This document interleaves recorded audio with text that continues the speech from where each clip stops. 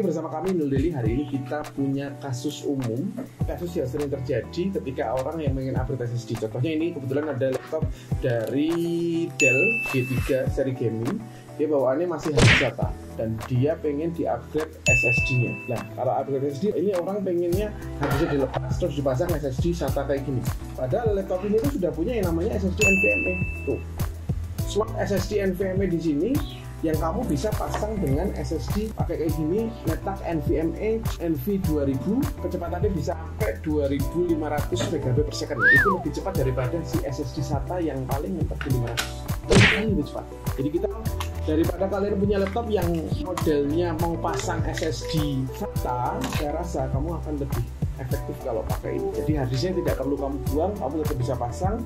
Kamu pasang SSD NVMe ini sebagai sistemnya. Taruh di sini dan kita akan pasang.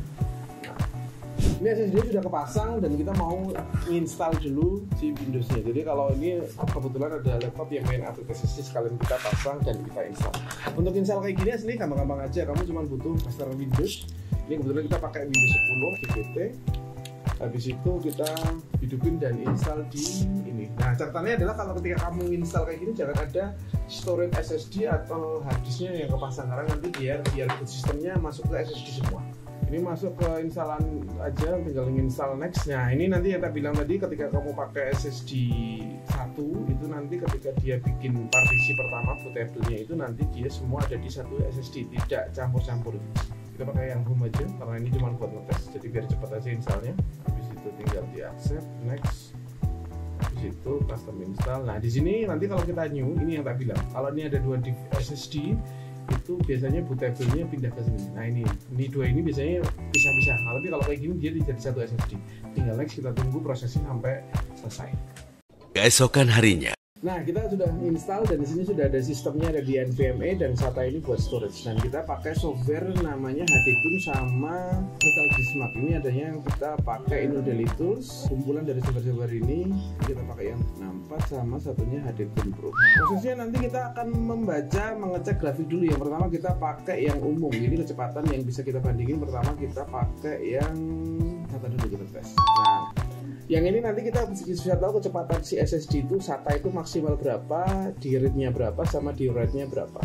Sedangkan nanti yang ini dia kecepatan untuk grafiknya. Nanti kelihatan grafiknya apakah dia naik turun atau enggak. Nanti kita tunggu hasilnya seperti apa. Jadi nanti kalau sudah kita proses ini, tujuannya memang buat kasih tahu ke kalian bahwasannya si SSD NVMe itu lebih worth it banget dibandingkan SSD SATA. Jadi kalau kamu punya laptop yang support dua slot ini, jadi tetap utamakan yang NVMe dulu dibandingkan yang SATA.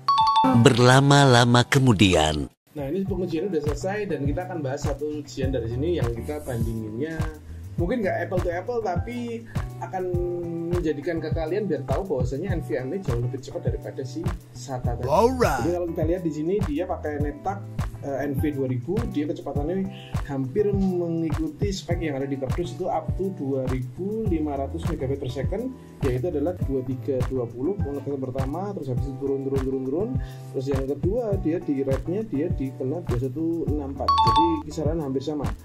Ini read sama write-nya oke sih. Jadi ada SSD yang modelnya di read sama ininya stabil, berarti nanti kemungkinan kamu bacanya stabil. Nah, kalau yang SATA dia memang kecepatannya cuma di sekitar 500-an, itu 527/487.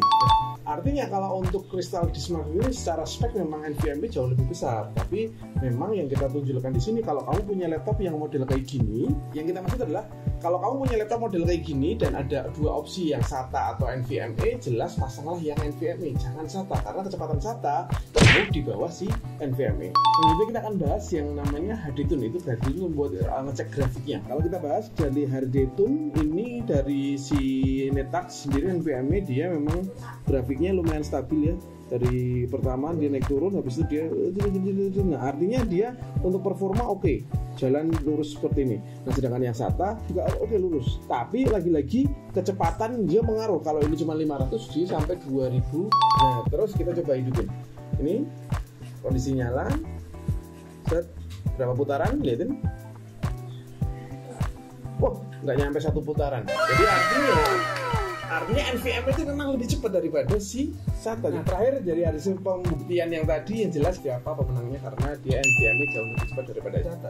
Jadi kalau kamu punya laptop model kayak gini, itu ketika mau pasang SSD jangan pasang yang SATA, tapi pasanglah yang NVMe dulu, baru ke nanti kalau kurang masih ke SATA buat storage atau buat data.